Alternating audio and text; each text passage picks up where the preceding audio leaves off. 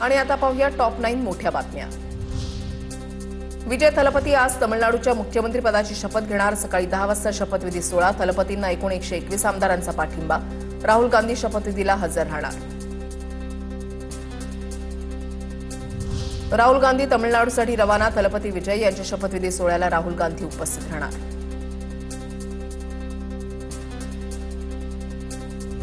तमिळनाडूच्या जवाहरलाल स्टेडियम बाहेर बॅनरबाजी। टीव्हीके पक्षप्रमुख थलपती विजय आज मुख्यमंत्री पदाची शपथ घेणार। थलपती विजय यांच्या घराबाहेर सुद्धा सुरक्षा व्यवस्था तैनात।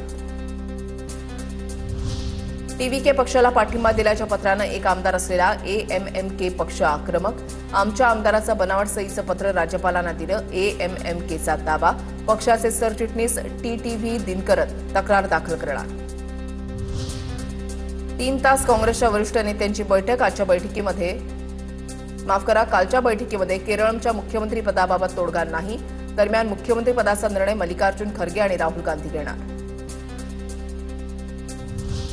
उत्तर प्रदेशमध्ये आज मंत्रिमंडळ विस्तार। सध्या योगी सरकारमध्ये 54 मंत्री असून या मंत्र्यांमध्ये 2 उपमुख्यमंत्री देखील आहेत। पुण्यामध्ये खासदार सुप्रिया सुळेंच्या वाहनाला अपघात। सुळेंच्या वाहनाला मागून येणाऱ्या गाडीची धडक। सगळी सुखरूप। सुळेंची माहिती। दरम्यान सुप्रिया सुळेंच्या अपघातावर पवारांच्या राष्ट्रवादीचे सुनील मानेंनी शंका व्यक्त केली आहे।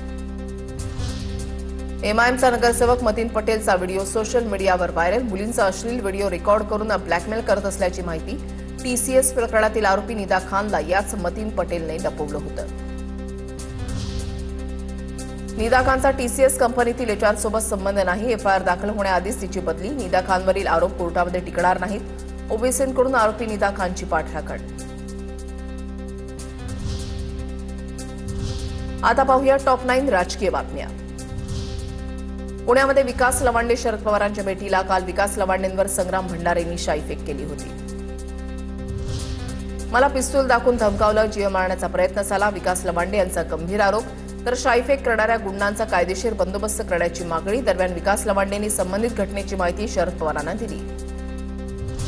माझ्या गुरुवर्यांना घुसखोर म्हटलं, त्यांच्यावर चिखलफेक केल्यानं शाईफेक केली। 15 दिवसांचा वेळ लागल्यानं वारकरी संप्रदायाची दिलगिरी व्यक्त करतो। संग्राम भंडारे यांची TV9ला प्रतिक्रिया। संग्राम भंडारेंच्या कृतीचा आमदार संग्राम जगताप यांच्याकडून समर्थन। लवांडेंवरील शाईफेकीनंतरच जगताप यांच्याकडून भंडारेंचं अभिनंदन। तर या लोकांना हिंदू धर्माविरोधात बोलायला कोण सांगतं हे लोकांसमोर यायला हवं, जगताप यांचं वक्तव्य। होंदू करात प्रकरणामध्ये रुपाली चाकणकर एसआयटी चौकशीला सामोरे जाणार। वकिलांसोबत रुपाली चाकणकर नाशिककडे रवाना। बंगालमध्ये शपथविधी सोहळ्यादरम्यान पंतप्रधान मोदींकडून शिंदेंची विचारपूस। प्रवासादरम्यान काळजी घ्या, मोदींचा शिंदेंना सल्ला।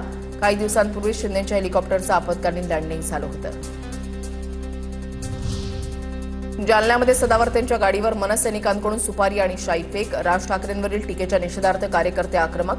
चंदनजीरा पोलिसांकडून 4 ते 5 आंदोलक ताब्यात। गाडीवर ज्वलनशील पदार्थ टाकला, मला जाळण्याचा उद्देश होता का? सुपारी आणि शाईफेकीच्या घटनेनंतर सदावर्ते आक्रमक। म्हणाल तिथे येतो, वैचारिक चर्चा करू। सदावर्तेंचा राज ठाकरेंना थेट आव्हान। गुणरत्न सदावर्तेंच्या गाडीवर शाईफेकीनंतर समर्थकांनी सदावर्तेंच्या गाडीवर दुग्धाभिषेक केला। लोकशाहीला काळीमा फासणारी घटना घडली, त्यामुळे आम्ही गाडीला दुग्धाभिषेक घातला। सदावर्तेंच्या समर्थकांची प्रतिक्रिया।